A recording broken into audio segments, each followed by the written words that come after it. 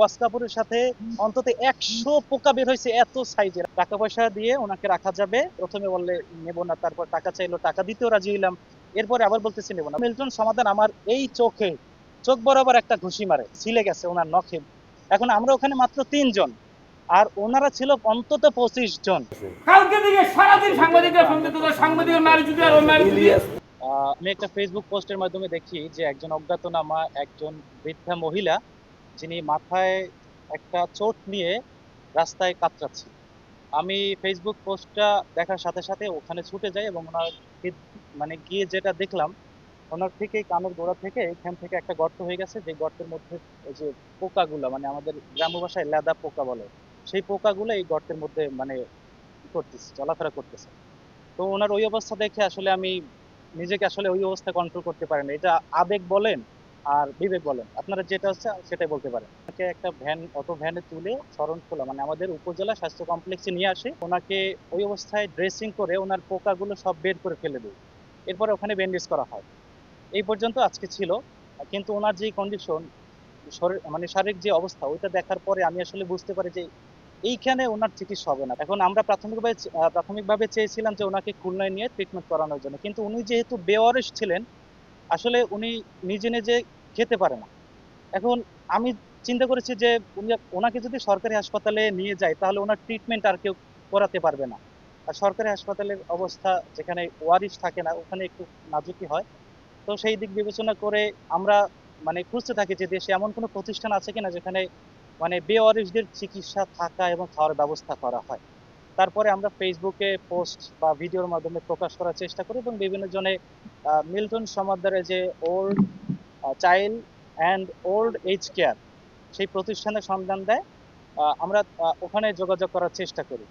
তো ওখানে যোগাযোগ করার চেষ্টা করলে ওনারা প্রথমে বলেন আমাদেরকে যে টাকা পয়সা দিয়ে ওনাকে রাখা যাবে, প্রতি মাসে 18,000 টাকা প্রয়োজন হবে। তারপর ওনার যে কন্ডিশন সেটা দেখার পরে আমরা সিদ্ধান্ত নিই যে করেই হোক ওনাকে ওখানে পাঠাতে হবে, 18,000 টাকা প্রতি মাসে আমরা ম্যানেজ করে ফেলবো। অলরেডি এক ভাই 10,000 টাকা দিতে চেয়েছে, যে আমি প্রতি মাসে 10,000 টাকা দেবো। তো সেভাবেই মানে আমরা আগাচ্ছি। এরপরে ওনাদেরকে বললাম ঠিক আছে আমরা টাকা দেবো, তবু ওনাকে নিতে নিতে হবে। এখন প্রথমে যার সাথে কথা বলেছি উনি একজন মহিলা ছিলেন।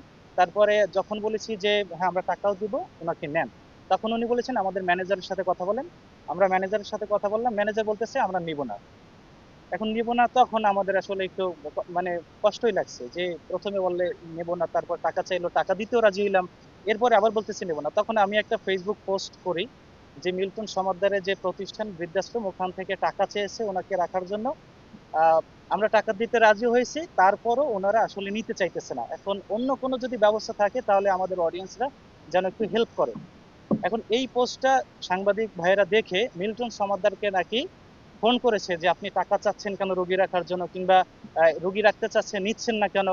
এখন ওনাকে নাকি 200 থেকে 500 সাংবাদিক ফোন ফোন করে বিরক্ত করছে, এটা ওনার প্রেস্টিজে লাগছে।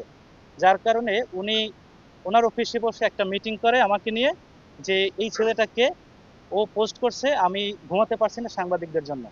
তাহলে ওনাকে মানে আমাকে কিভাবে সাহায্য করে দেয় সেই প্ল্যান ওদের অফিস থেকে করা হচ্ছে। এখন চট্টগ্রামের মানবিক শওকত ভাই তার যে প্রতিষ্ঠান আছে, এখানে মিল্টন সমাদ্দারের যে প্রতিষ্ঠান আছে, এই দুই প্রতিষ্ঠানে কেউ জিডি ছাড়া ওই মহিলাকে নিবে না। আবার থানা ওইদিকে জিডি নিচ্ছে না। এখন আমরা কি করব?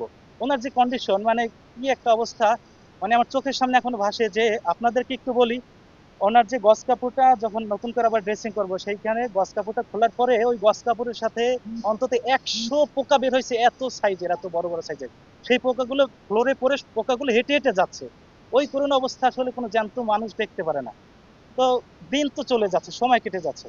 তারপরে যে কোনো ভাবে থানায়, মানে থানার অফিসার ইনচার্জ বেগম রোকেয়া খানমকে ধন্যবাদ দিতে হয়, ওনার সাথে পার্সোনালি কন্ট্যাক্ট করে জিডি নেওয়ার ব্যবস্থা করি। জিডি নিয়ে তৎক্ষণাৎ ওনাকে অ্যাম্বুলেন্সে করে ঢাকার দিকে রওনা করি। আবার আমাদের বাগেরহাটের শরণখোলা থেকে কোনো অ্যাম্বুলেন্স ঢাকার দিকে আসে না।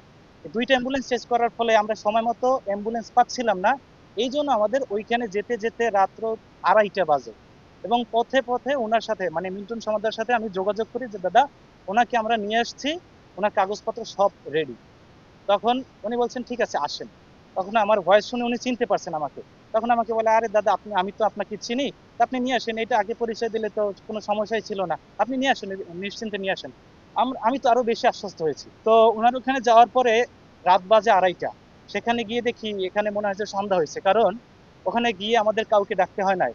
মানে আমরা গাড়ি গিয়ে দাঁড় করাইছি, একে একে সবাই বের হয়ে আসছে ওখানে যারা কর্মচারী আছেন। তো আমি কিছুটা অবাক হলাম যে এখানে তো কেউ থাকার কথা না, তারা ঘুমাবে, আমি ফোন দিয়ে উঠাবো, দরজা নক করবো, খুলবে না, এরকম একটা অবস্থা। কিন্তু তারা সবাই রেডি। আমার একটু ডাউট হয়েছে এবং পরিবেশ পরিস্থিতি দেখে আমার একটু ঘোলাটে মনে হয়েছে। সাথে সাথে আমি ইনস্ট্যান্ট আমাদের লাইভ লোকেশন আমাদের মেসেঞ্জারে যারা তখন অ্যাক্টিভ ছিল বন্ধুরা তাদের কাছে পাঠিয়ে দিই যে আমরা এই জায়গায় বর্তমানে আছি, অন্তত 1 ঘন্টার জন্য তাদের কাছে প্রুফ থাকবে যে আমরা মিল্টন সমাদ্দারের সেই বৃদ্ধাশ্রমে এসেছি। এবং সাথে সাথে আমাদের ফোনের, ও আচ্ছা তার আগে একটা কথা বলি, আমরা যখন ওনার ওখানে পৌঁছাই আমাদেরকে স্পষ্টভাবে ঘোষণা করা হয়েছে যে আপনারা কেউ মোবাইল বের করতে পারবেন না, কোনো ছবি ভিডিও হবে না। তখন এইটা শুনে আমার আরো বেশি সন্দেহ হয়েছে। তো আমি ফাঁকে আমাদের ইলিয়াস ভাইও সেই মানে ট্রিক্সটা খাটিয়েছে যে আমরা দুজনেই মোবাইলের অডিও রেকর্ডটা চালু করেছি। এখন ওইখানে যা হচ্ছে সবকিছু আমাদের ফোনে রেকর্ড করা আছে। হঠাৎ করে মিল্টন সমাদ্দার আসলো, আমি ওনাকে হ্যান্ডশেক করার জন্য গেলাম, যেহেতু ওনার সাথে আমার প্রথম পরিচয়। ওনার সাথে গিয়ে বললাম, সালাম দিলাম, হ্যান্ডশেক করার চেষ্টা করলাম। উনি বলতেছে কি, মিয়া তুমি যা করছো, এই 2 দিন আমাকে ঘুমাইতে দাও না, সাংবাদিকরা আমারে ফোন দিয়া ঘুমাইতে দেয় না এই 2 দিন তোমার একটা পোস্টের কারণে। কালকে থেকে সারাদিন সাংবাদিকরা ফোন দিত, সাংবাদিকের মারি যদি আর ওর মারি যদি। ইলিয়াস ফোন দেবে। তখন আমি বললাম, ভাই আপনাদের অফিস থেকে যেইটা বলছে ঠিক ওইটাই আমি পোস্টে উল্লেখ করছি, এটা তো আমাদের কষ্টের জায়গা থেকে করছি ভাই। তখন উনি রিয়াক্ট করছে, হঠাৎ করে গালিগালাজ শুরু করছে, হঠাৎ করে লাইট অফ, বিদ্যুৎ অফ, বিদ্যুৎ লাইট অফ। ইনস্ট্যান্ট আমাদেরকে গালিগালাজ করে সর্বপ্রথম মিল্টন সমাধান আমার এই চোখ বরাবর একটা ঘুষি মারে। সর্বপ্রথম উনি আমাকে আঘাত করে, এখানে দাগ আছে আপনারা দেখতে পারবেন। তা উনি আমাদের এই গেঞ্জি কলার ধরে মানে চড় থাপ্পড় মারতেই থাকে। এখানে আমার দেখেন এই জায়গাটা আমার এইখানে ছিলে গেছে ওনার নখে।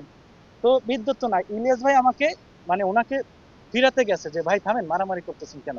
ওনাকে জিজ্ঞেস করছে যে তুই কে। ইলিয়াস ভাই বললো যে ভাই আমি ঢাকা মেইলের সাংবাদিক।